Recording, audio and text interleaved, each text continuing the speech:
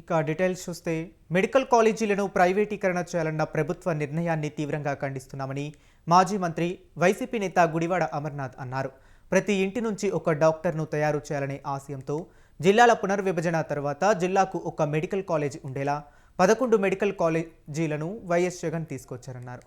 కూటమి ప్రభుత్వం వచ్చాక మెడికల్ కాలేజీలను ప్రైవేటీకరణ చేయాలని భావిస్తుందని, వెంటనే ఆ నిర్ణయాన్ని వెనక్కు తీసుకోవాలని, లేదంటే పెద్ద ఎత్తున పోరాటం చేస్తామన్నారు. బాధ్యత ప్రభుత్వంగా నా మీద ఉంది అని చెప్పి ఆ రోజు రాజశేఖర రెడ్డి గారు ఆలోచన చేసి ఆరోగ్యశ్రీ స్కీమ్ తీసుకొని వస్తే ఈరోజు దేశవ్యాప్తంగా అన్ని ప్రభుత్వాలు కూడా దాన్ని ఇంప్లిమెంట్ చేయాల్సినటువంటి పరిస్థితి వచ్చింది. అంత ఆదర్శంగా నిలబడ్డారు. దాన్ని కంటిన్యూ చేస్తూ స్వతంత్రం వచ్చిన తర్వాత ఉమ్మడి రాష్ట్రంలో కేవలం 11 మెడికల్ కాలేజీలు మాత్రమే ఉన్నాయి. కేవలం 11 కాలేజీలే. ఈరోజు మాట్లాడుతున్నటువంటి ముఖ్యమంత్రి గతంలో 2019 ముందు 3 సార్లు ఈ రాష్ట్రానికి ముఖ్యమంత్రిగా పనిచేశారు.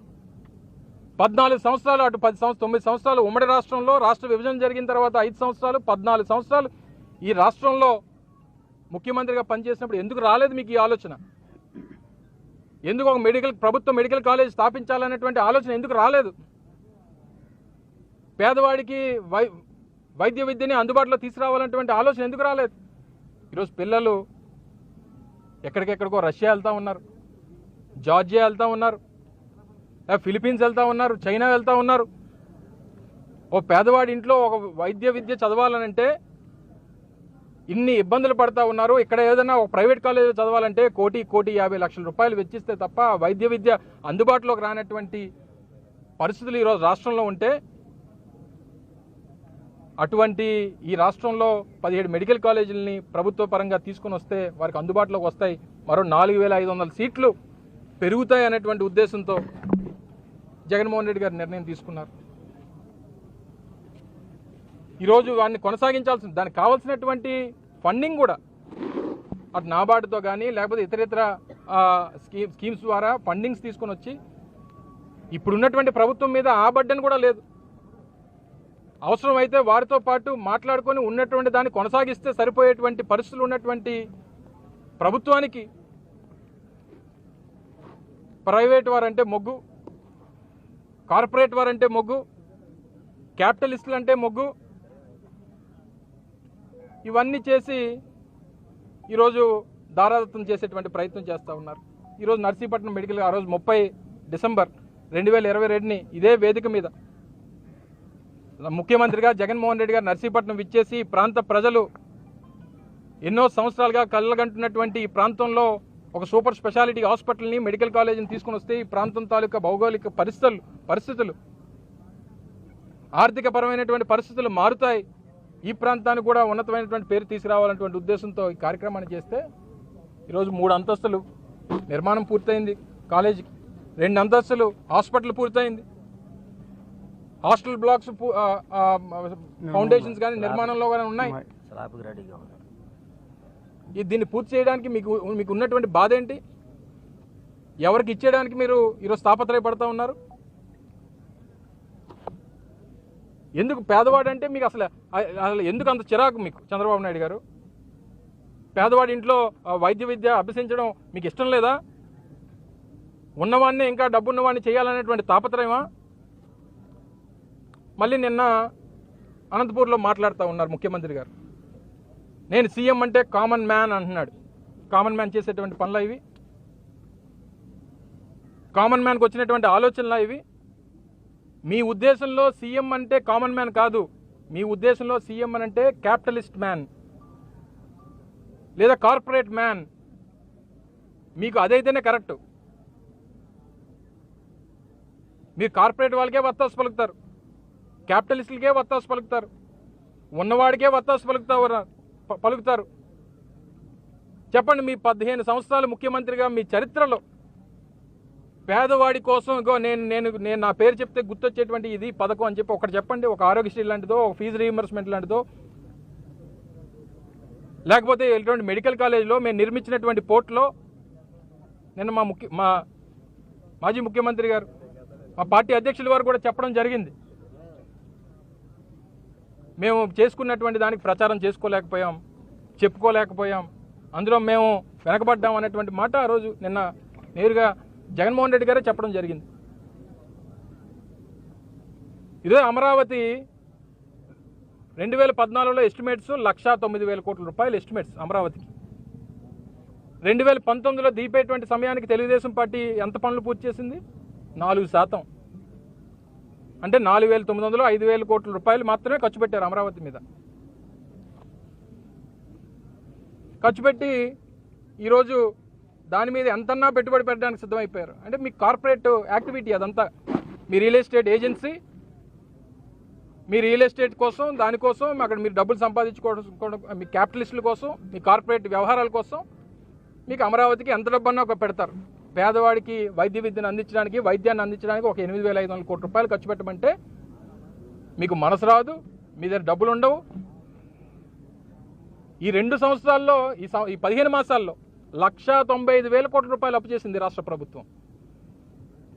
1,95,000 కోట్ల రూపాయలు. అందులో ఒక 5,000 కోట్లు తీస్తే ఇవన్నీ పూర్తయిపోతాయి.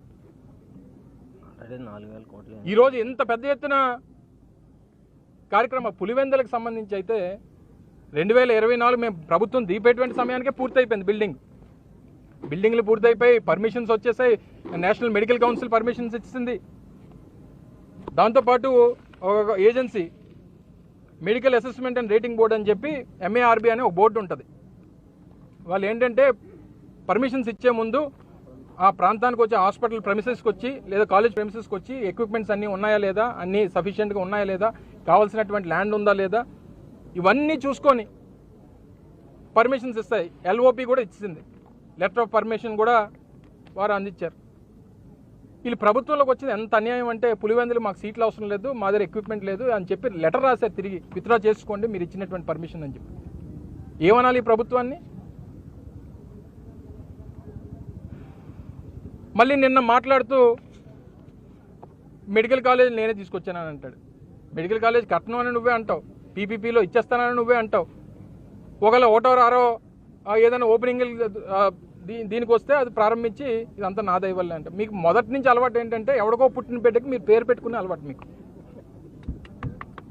పుట్టింది ఒకరికి, చెవిలో పేరు చెప్పింది మాత్రం మీరు.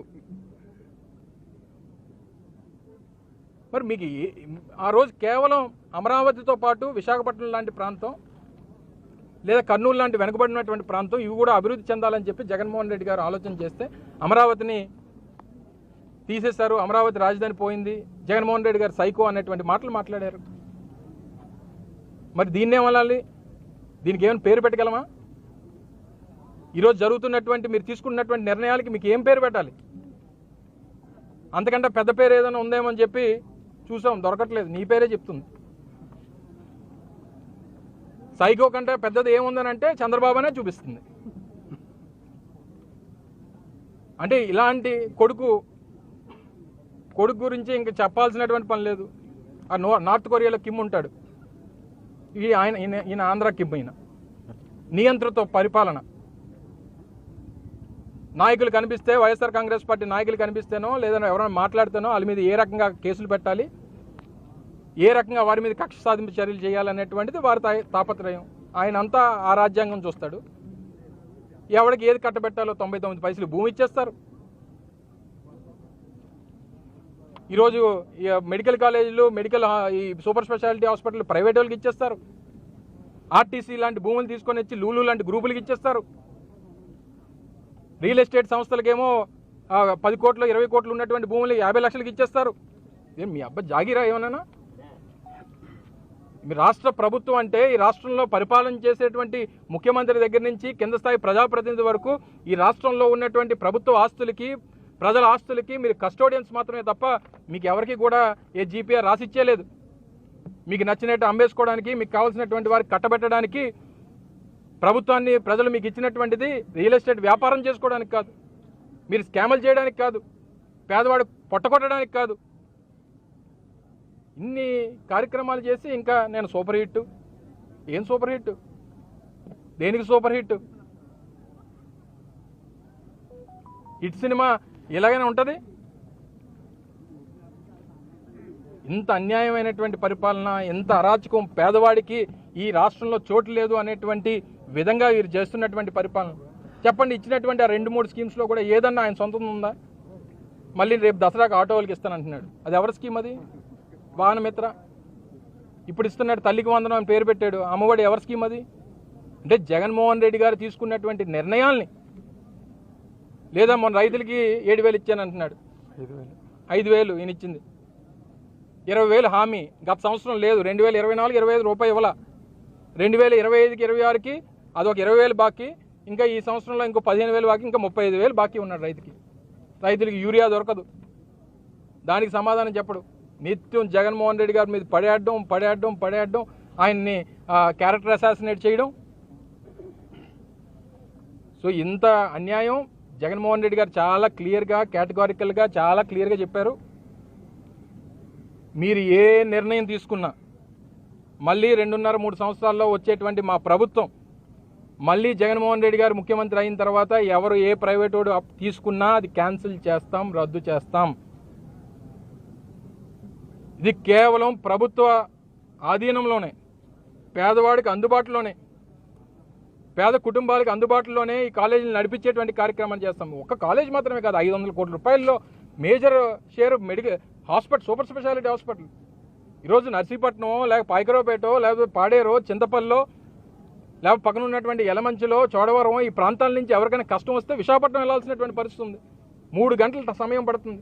ఒక సూపర్ స్పెషాలిటీ హాస్పిటల్ ఇన్ని ఫెసిలిటీస్తో ఇక్కడ వస్తుందనంటే దాన్ని అడుకోవడానికి అసలు ఎలా మనసు ఒప్పింది నీకు? మనకి చేత కాదు, చేసిన వాడిని చూస్తే ఓర్వలేము. ఎవడన్నా పోట్లు కడితే నేనే కట్టానంటావు.